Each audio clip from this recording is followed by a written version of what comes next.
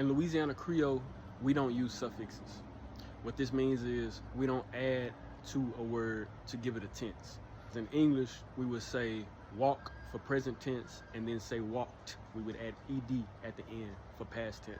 We don't do that in Louisiana Creole. What we do, we add an auxiliary verb or an auxiliary. This auxiliary sometimes actually doesn't have a meaning, it just has a function. So a while back, I talked about the auxiliary te. Is a really interesting auxiliary because it doesn't necessarily have a meaning, it just has a function. When you put it into a sentence, it makes whatever verb or noun is connected to past tense. So depending on the context, te makes a verb past tense or te becomes was.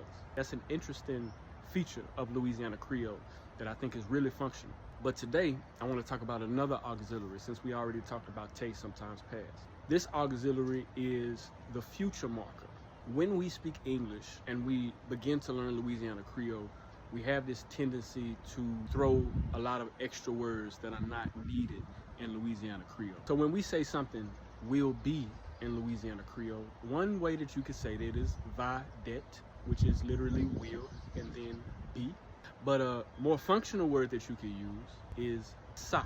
Sa, spelled with an S, not to be confused with sa, meaning that, what, or it. Sa wraps up will be in 2 letters. So when you see sa, your mind understands, oh, will be. An example sentence would be, ah, ça ça bon. Ça ça bon. That'll be good. Ça ça bon. And just like te and every other auxiliary that we have in Louisiana Creole, I think this is a very effective way of communication because the communication isn't so much wrapped into the words, it's more so focused on the function. Well, that's it for today. Y'all be easy.